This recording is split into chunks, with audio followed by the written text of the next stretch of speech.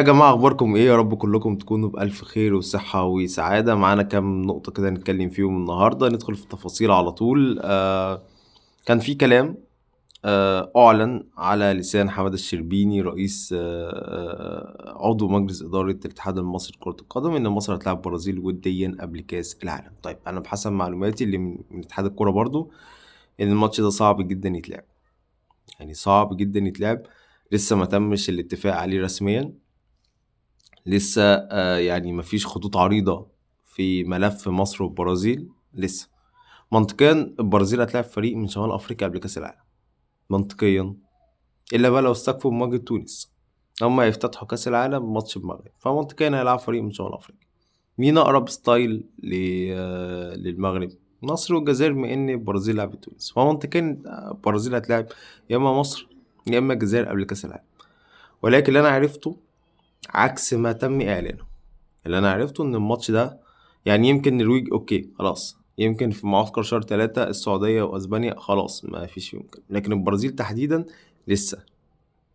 البرازيل تحديدًا اتقال لي نصًا إن لسه، بل اتقال إن هو صعب إن الماتش ده يتلعب، والتفاصيل ليه صعب ده في وقتها بقى. ما ينفعش نقول دلوقتي أو ما نحبش إن إحنا نتكلم عليه دلوقتي، مش هتكون يعني في وقتها، خلينا نقول في وقتها. فصعب ليه؟ بلاش دلوقتي صعب ليه، لكن اتقال إن هو صعب أوي إن إحنا نلعب البرازيل قبل كأس العالم. وزي ما قُلت لكم هاقول لكم التفاصيل بوقت التفصيل عندي، لكن بلاش دلوقتي احترامًا للمصدر، لكن في وقتها هنقول ونتكلم ليه الماتش ده صعب، وليه الماتش ده ما اتلعبش على الرغم ما تم أو ما صدر من تصريحات على لسان عضو مجلس إدارة اتحاد الكورة. ده بالنسبة قصة ماتش مصر والبرازيل. ندخل على الموضوع التاني ليه علاقة بمنتخب مصر. يعني آآ خلاص قرّبنا على ماتش بنين يوم الاتنين.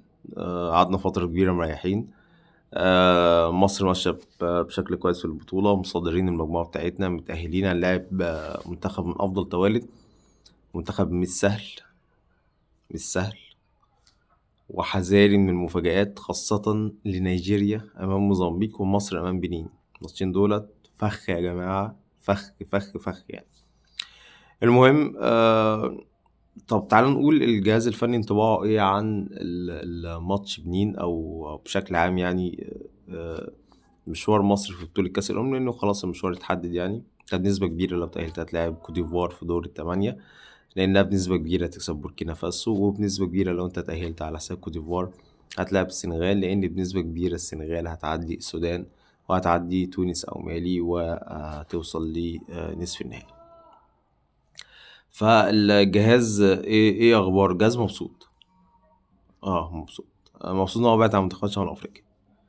يعني هو كان متخوّف من قصة إن تونس ممكن تطلع أفضل تالت فتلاعبك، هو مش عايز دربيات شمال أفريقيا دلوقتي خالص.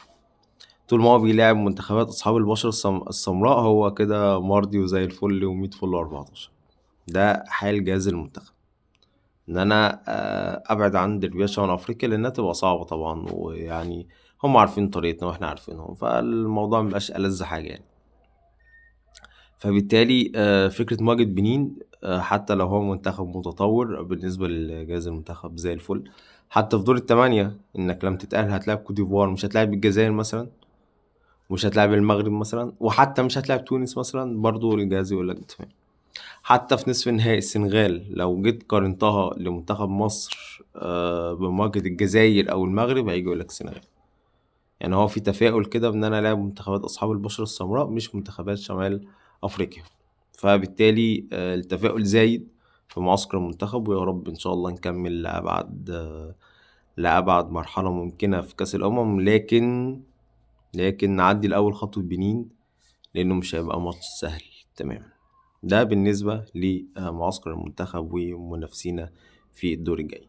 نخرج بقى من المنتخبات ومنتخب مصر وندخل على قصة تانية ليها علاقة بالأهلي وحامد حمدان. طيب أنا كنت كتبت يوم 14 سبتمبر تحديدًا، يوم 14 سبتمبر تحديدًا كتبت إن بيراميدز الأقرب لحامد حمدان، مش الأهلي ولا الزمالك.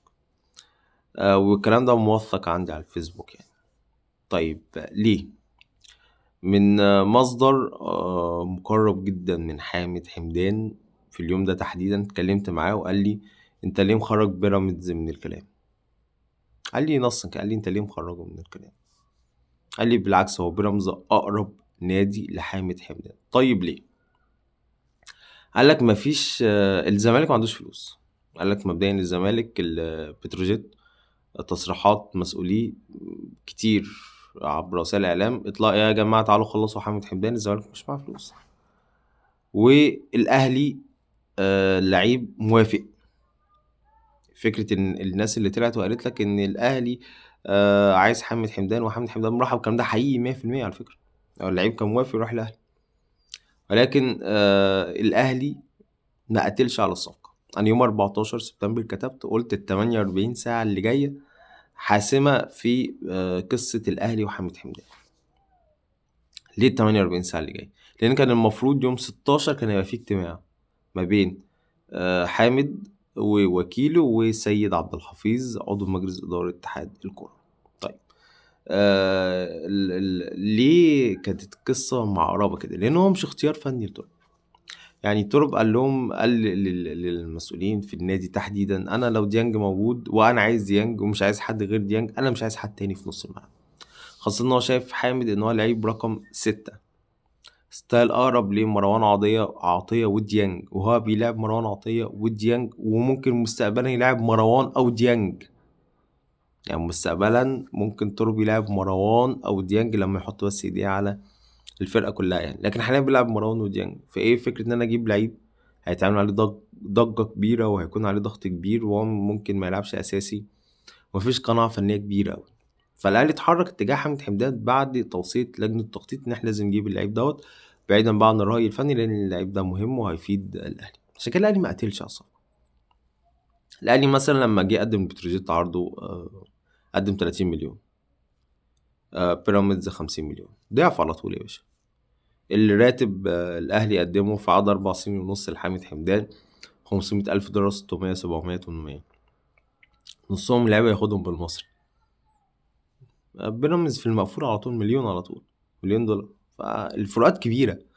فانت لو لعيب مغترب ومحترف بل بالعكس انت رايح نادي مفيهوش ضغوطات كبيره، انت الفروقات دي هتروح لها على طول يعني.